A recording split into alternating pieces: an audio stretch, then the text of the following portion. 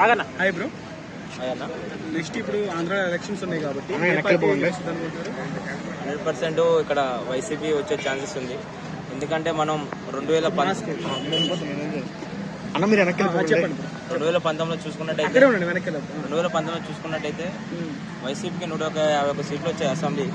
అదేవిధంగా మన పార్లమెంట్ లోక్సభ చూసుకుంటే 22 సీట్లు వచ్చాయి. కాబట్టి ప్రభుత్వం మీద ఎంత వ్యతిరేకత ఉన్నప్పటికీ ఒక 50-60 సీట్లు తగ్గినప్పటికీ ప్రభుత్వానికి కావాల్సింది 88 మ్యాచింగ్. కాబట్టి ఎంత కాదన్నా 95 సీట్లతోని 90 నుంచి 100 మధ్యలో మరొకసారి వైసీపీ ఖచ్చితంగా ప్రభుత్వం ఏర్పాటు చేస్తారని ఆశిస్తున్నాను. ఎందుకు రావాలని కోరుకుంటున్నారు? ఏం చేసిందని ప్రభుత్వం?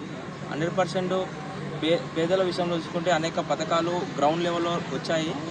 అదేవిధంగా స్కూళ్ళకు సంబంధించి విద్యా కానుక కావచ్చు, జగనన్న కానుక కావచ్చు, వైఎస్ఎస్ హెల్త్కి సంబంధించి అనేక బీమా పథకాలు కావచ్చు చాలా వచ్చాయి. కాబట్టి ఈ కాలం పేదలకు అందాయి. కాబట్టి మరొకసారి వైసీపీ వస్తే బాగుంటుందని అనుకుంటున్నాను. ఇప్పుడు ఒంటరిగా వస్తున్నారు కదా, మరి గెలుస్తారంట?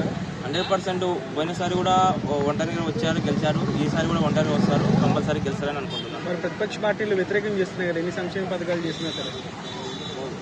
ప్రతిపక్షాలు అనేవి 100% అధికార పార్టీకి వ్యతిరేకంగా పనిచేస్తాయి. కాబట్టి ప్రజలు ఇచ్చే తీర్పే అక్కడ ఫైనల్ ఉంటుంది. కాబట్టి ఖచ్చితంగా ఇది ప్రతిపక్షాలు ఎన్ని విమర్శలు చేసినా కూడా ఖచ్చితంగా వచ్చేది మాత్రం వైసీపీ అని నేను ఆశిస్తున్నాను. జగన్ గారికి బాబు గారికి డిఫరెన్స్ చెప్పండి, ఏం చెప్తారు? బాబు గారు ఏమో టెక్నాలజీ పరంగా ఆలోచిస్తారు, జగన్ గారు పేదలకి అనేక సంక్షేమ పథకాల గురించి ఆలోచిస్తారు. టెక్నాలజీ అనేది ఓన్లీ ఇలాంటి సిటీలలో ఉంటుంది. ప్రజలకు అందే సంక్షేమ పథకాలు ఏమో గ్రౌండ్ లెవెల్ పల్లెటూరు దాకా వెళ్తాయి. కాబట్టి సిటీలో ఉండేది కొంతమంది ఐటీ ఎంప్లాయీస్, అదే పల్లెటూరులో ఉండేది ఎక్కువ ప్రజలు. కాబట్టి మరొకసారి జగన్కి మ్యాచ్ ఉందని ఆశిస్తున్నాను. హామీల పరంగా బాబు గారు సీఎంగా ఉన్నప్పుడు ఎక్కువ నెరవేర్చారా, లేకపోతే జగన్ గారు ఎక్కువ నెరవేర్చారా? 100% చంద్రబాబు ఉన్నప్పుడైతే 100% ఐటీ 100% డెవలప్ అయింది.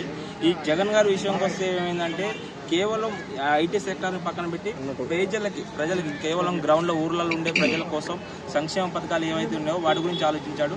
కాబట్టి చంద్రబాబు పరంగా చూస్తే ఐటీ డెవలప్ అవుతుంది, జగన్ పరంగా చూస్తే గ్రౌండ్ లెవెల్ ఉన్న పేద ప్రజలకి సంక్షేమ పథకాలు అంటే ఎంతమంది వచ్చినా సరే మళ్ళీ జగన్ గారే రెండోసారి సీఎం అవుతారని మీరు అనుకుంటారా?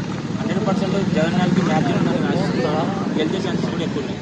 175 ఎన్ని సీట్స్ వస్తాయని మీరు ఎక్స్పెక్ట్ చేస్తున్నారు? నేనైతే 90 నుంచి 100 సీట్లు వస్తాయని ఆశిస్తున్నాను. Thank you.